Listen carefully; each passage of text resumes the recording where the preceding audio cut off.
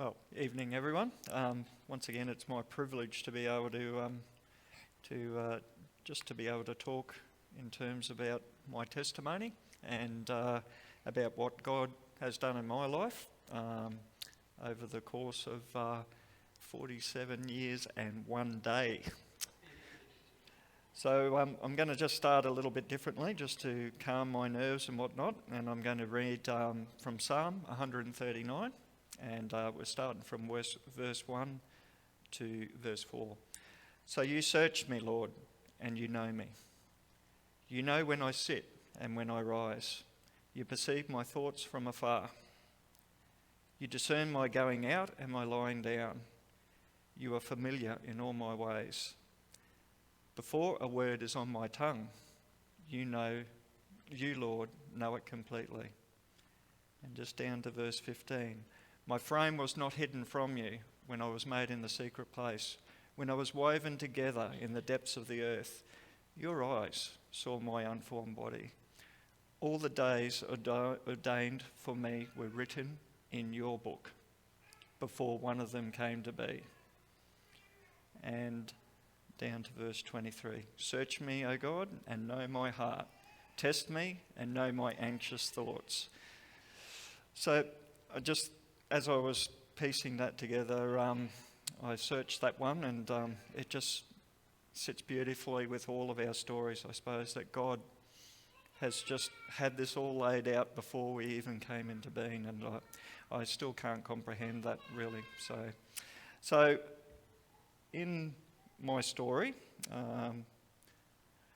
so I'm going to start a little bit. Pastor Ron's preached about this, you have movies that start at the end and you get a bit of a glimpse of the end of the movie, and then once that's done it goes back to 2 weeks or 3 weeks earlier. So I know some people don't like that, and or some people do like that, getting a glimpse of the end of the movie, but I'm going to start with what it is at the moment for me, the reason that God has put me so far. And you'll see there my wife and my son and my daughter. So I'll come around to that sort of part of my story, but that's where I am at the moment. That's why God has put me here.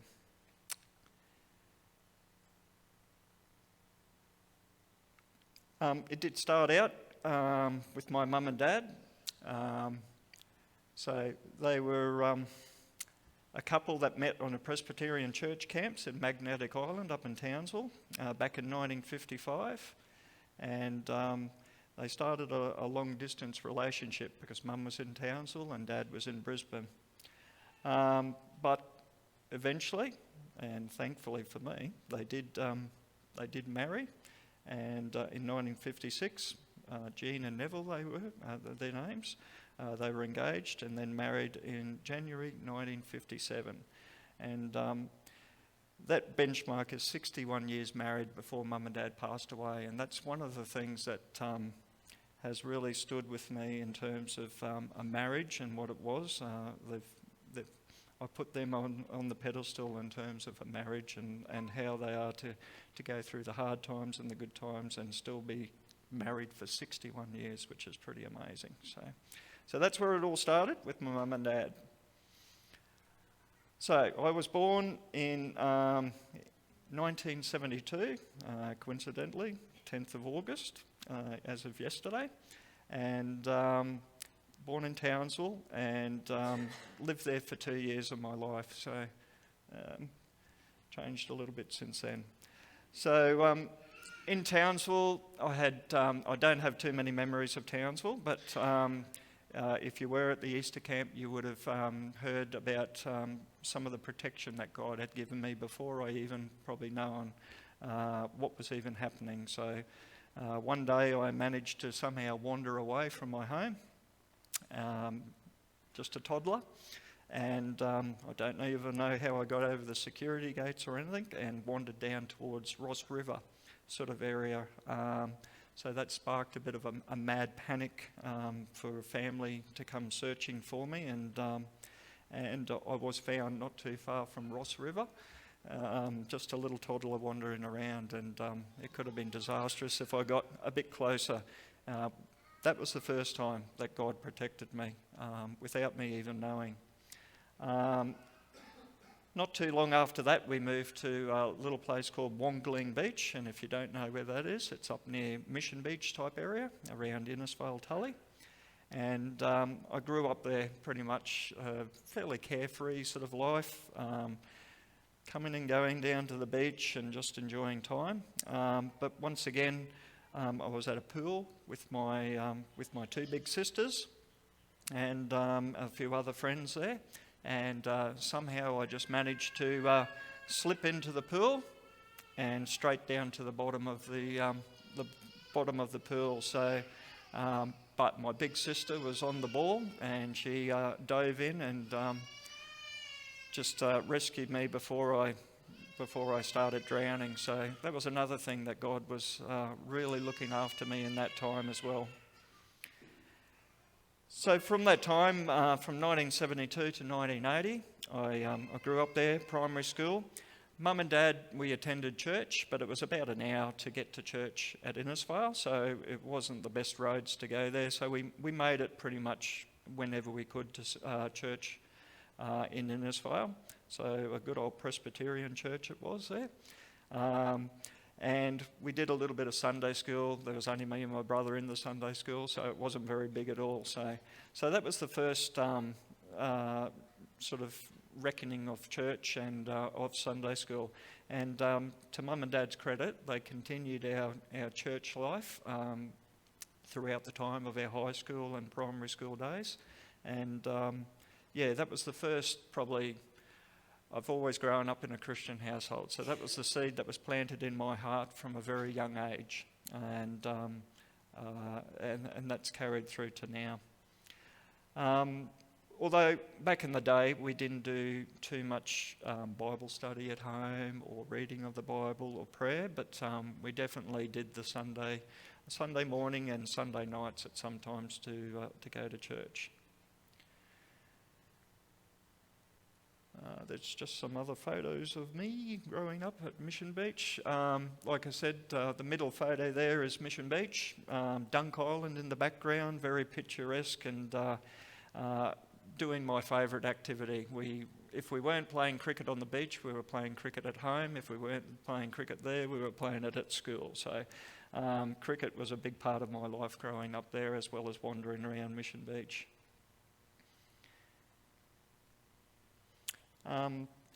That's just to show you a little bit about my family there. So we are a fairly big family. So I'm one of 5 children. I have 2 other brothers and 2 sisters.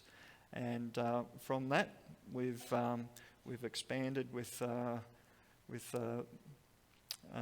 the children getting married and lots of children in there. And it was just a blessing for us to be able to get together fairly regularly with Mum and Dad as a family.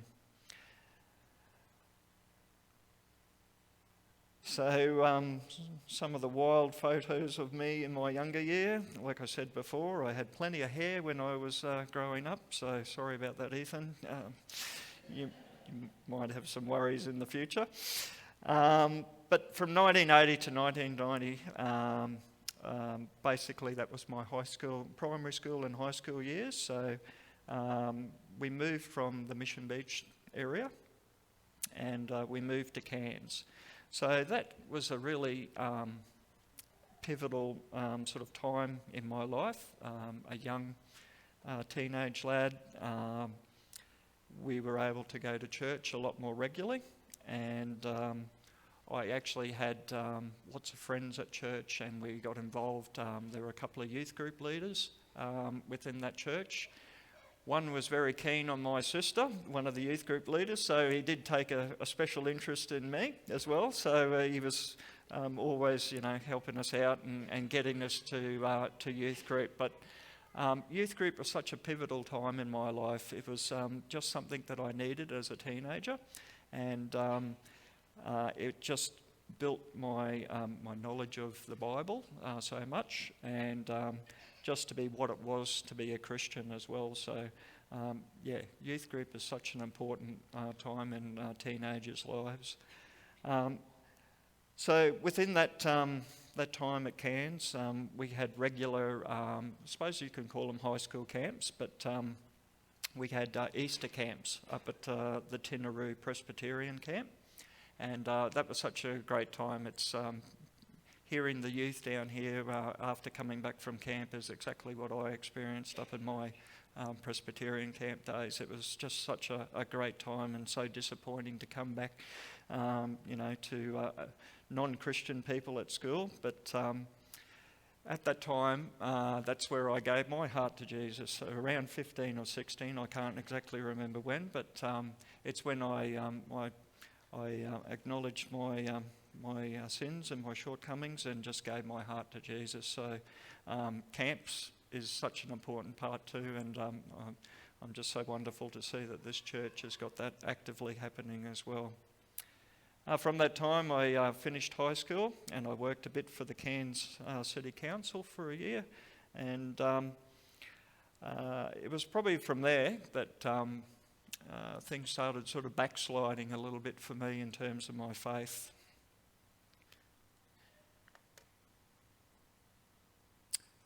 So from that 1990 to year 2000, it was a time I went away to university, and as it is in any young man's life, it was the 2 years of freedom, away from home and out on your own. It was a great time. It was a very different time. It was just trying to get used to everything, and from that time, that's when I sort of started not going to church so much. Been away from home and been with friends of your own ages, and I did actually go to the unnamed church down that end of the world once, I think, but I think there might have been about, the average age must have been about 90, I think, at the church, so it wasn't very stimulating for me to keep going there. But university was all about me. It was just about me. God was in the background. It was my party time. I was out all the time with my mates partying, trying to do some university work as well. So it was just a time of travelling around and just a time of getting to know people, and church and God was really just a sort of a second-hand sort of thing at the moment.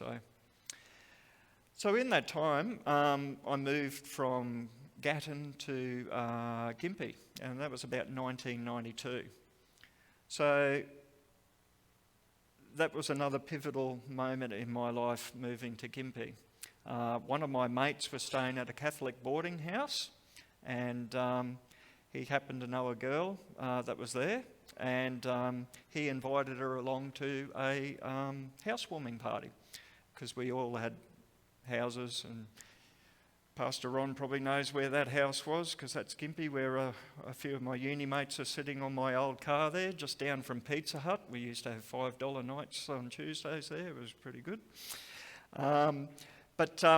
So Rob brought Tanya to the housewarming party, and I happened to be there, and I happened to spot Tanya, and my first words were to her, we had food on the table and everything. I grabbed a bowl and I said, "Would you like a prawn?" So romantic, but it worked. So Tanya and I, we formed up a little bit of a conversation that time, and on and off we sort of saw each other a little bit over the coming weeks. However, there was a big period there where I got into studies, and I went back up to Cairns for holidays, and there was a period of time there that Tanya and I weren't in contact. But when I went back to Gympie, and there was just something stirring in my heart that I had to reconnect with Tanya. So I went back over and to the boarding house, and asked to see Tanya again, and we spent a bit of time talking, and it was just something that I probably wouldn't have conceived of doing. I told her that I was a Christian, and even though I hadn't been to church for a while, and that I believed in God, and my parents were Christians, and my parents expected me to marry a Christian person. That was what was always said to you. You should marry always a Christian person. So it was rather unusual for me to say that to Tanya, but there was something really on my heart. Once again, university finished. Tanya and I started going out together. We kept in contact when I moved back up to Cairns, and we were shortly engaged after that as well.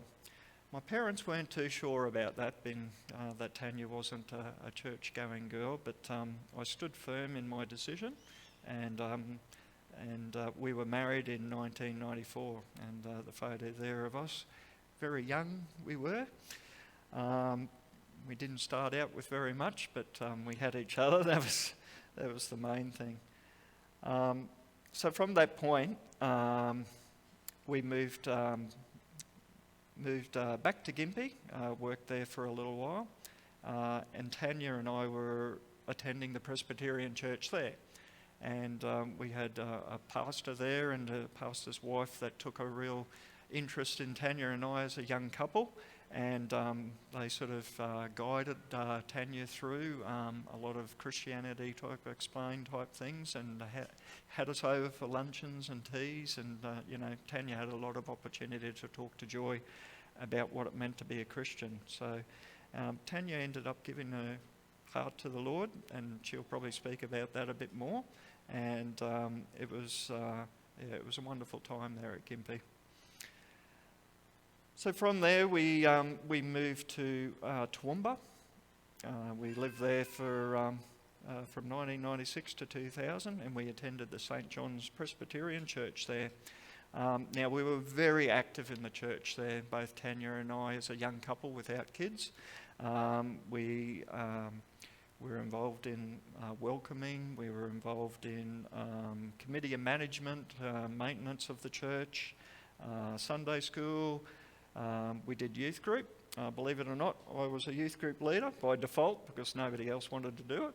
So it was a good couple of years that I did that and enjoyed my time.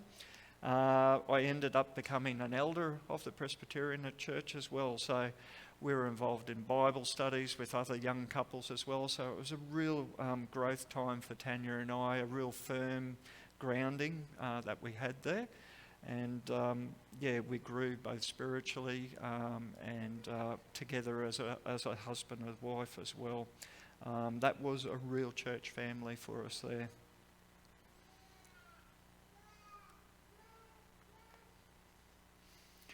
So from 2000 to 2010, so we were still in Toowoomba for that time. So we had another big milestones for Tanya and I in that time. So we had Ethan that was born in 2003.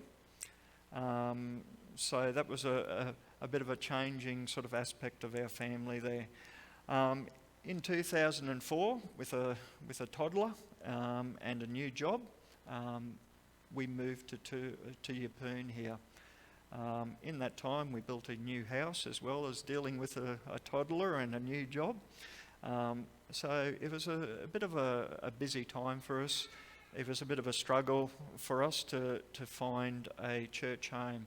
We really were spoilt in Toowoomba, and we compared a lot of the churches to Toowoomba, and some of the churches didn't meet what we were wanting, and it just was a real struggle, and a real struggle for me because we'd been so active in the church. So probably from 2000 to 2010, it was another area where I kind of wandered away from the church. I was concentrating on a new career, and God was once again just pushed to the backside sort of area there, and just, yes, I know you're there, God, but I really didn't engage much with God or talk to him much over that time. It was a very tough time for us. But in that time, there was not just that, it was lots of joy as well. We had Ella, our baby girl was born in 2008, and that was just such a blessing for us to grow our family and to just to enjoy having a boy and a girl in our family. And it was a wonderful time watching her grow up. And Ethan and Ella both loved the beach as toddlers, and so it was a great place to grow up. In that time, and probably the time before at uni, I started noticing my stress levels getting a little bit off the chart. I thought, uni days was the pressure of trying to perform, and try and get your grades up and put assignments in at the last minute. And I thought just, in Yeppoon, a new job and a new family and a new place and a new house, it was just sometimes the stress levels were, elevated, and I didn't really think too much of it and just ploughed on through as a male would, not going to see or talk to anyone about it. But so that was a bit of a concern in that period as well for us.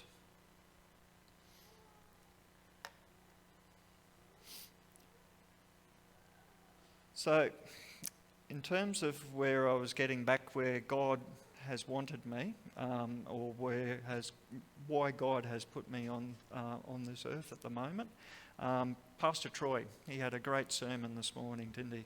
It was the uncomfortable gospel, and I'm probably like a lot of people. I find it hard to share about my testimony and hard to share about Jesus and God to other people. And it was just so great to hear some of those basic points that you can put together to be able to share that faith. So in terms of my faith, from that in the 2010, I was probably at my rock bottom in terms of my faith, not wanting to attend another church, not really even reading the Bible, definitely not praying. Now, my wife, Tanya, she is and was at that stage still a woman of faith. She was there pushing me and telling me that I needed to be the man of this family, and I needed to start finding a church and to start getting my life back on track. I didn't really want to listen, and I let her go out and test the waters of churches, and she'd come back and say, "Been to this church? It was all right. Been to this church? Not so much." She eventually came to the Wesleyan Methodist church here. She attended one of the services, and she came back and saw me and said, "We need to go to this church." It's just something that just blows me away. And in terms of, I've been told not to marry a non-Christian girl, and here was God put that on my heart to continue seeing Tanya, and God brought Tanya to faith, and in the circle that happened, her faith and her persistence and her wanting me to get back on track with that, she God basically used her to get me back into where I should be, and I am forever eternally grateful for both God and Tanya for that. So within this time, 2010 to 2019, I've had a renewed faith. I've had unashamed of my faith. I regularly tell people I go to church nowadays, non-Christian at cricket or non-Christians at work. They all know that I'm part of the church, and where Steve's a bit different because he doesn't swear or he doesn't do this. So there is that. I'm willing to be a servant again. I couldn't imagine before this wanting to serve again. I had no desire to get back into anything within the church after St. John's up in Toowoomba. But that, as part of my renewed faith, my desire to serve God and to be a willing servant to God, I'm involved actively in the church again. Now, not to say that in this time there hasn't been pressures and the fire refinement, as we've talked about in previous sermons. So within a period over 2015 to 2018, it's been a particularly tough time for me. We've had a cyclone, and whilst that affected some people, it affected me on a different level with my work, which caused a whole lot of other pressures and lots of time away from family. In that time, I had some family deaths. So 2018, I lost both mum and dad. And in late 2018, I suppose my stress levels peaked to having a bit of anxiety. So I've now at least acknowledged my stress levels are a little bit more than just stress, and I've actually addressed those, and it's helped me to build my resilience, and it's helped me to put even more faith in God, and to and like I said at the start there, help me not to worry and know my anxieties through other things as well, but trying to put that back with God and to have Him help me get through those pressures and those refinements, like everyone has in their times. I haven't had a rough life. I've had a great life, actually, and when I look back at it, hindsight's a great thing. It would help me not to worry if I knew what was coming up, but that's God's plan. He has mapped out our lives, and there are the good times and there are the tough times, and through those tough times, and we've talked about it at Bible studies a lot, the tough times are where we refine ourselves, where we know what we should be doing, and putting our faith and our troubles and our just putting everything back onto God, and having Him to take it and not take it back, and keep continuing to worry about things. So this year, 2011, we started coming here to 2019. Has just been such a blessing for our family. In that as well, because I have come back to the church, God has led me back. Ethan and Ella are also turning out to be wonderful children. They both love God, have given their lives to Jesus already and been baptised and attending Sunday school and youth group. And it's just such a wonderful thing to see another generation been brought up in the love of Christ and the love of God.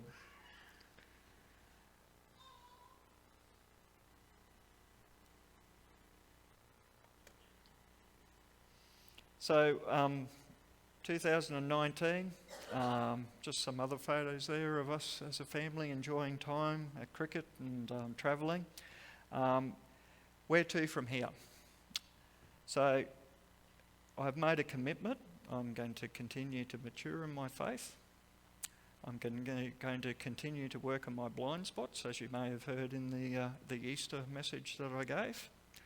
I'm going to continue to be the man my family want and need. I'm going to be more firm in telling people about my faith, and that's one of my key things there in that commitment, that there's people out there that don't know about Jesus and God, and God has put us on this earth, as Troy had said, and that is our great commission, to be able to tell people that. It's going to be hard. I'm not one to be doing that, but it's something that I'm going to work for. Leadership. I've been doing leadership training at work. I'm part of a leadership team at work as well, and I've been bombarded, so to speak, over the past 2 years with leadership training and building up leadership skills and everything. Not coincidentally, we've been doing leadership stuff with the board at church here and other leadership training. I think well, I know actually now that somewhere God has given me some abilities to be able to do this and to be able to look into leadership type stuff. So I think that is where God is leading me to, not only at work, but I think within the church as a whole. And as I said, building my resilience through my faith is a key to keep me on track and to keep me on the stable sort of path as well. And one of the things that I've always said, and one of the things that's the hardest thing, is to build a meaningful prayer life. So I think 2019 to whenever, these things are something that I'm going to be consciously focusing on, and doing that in conjunction with God leading me.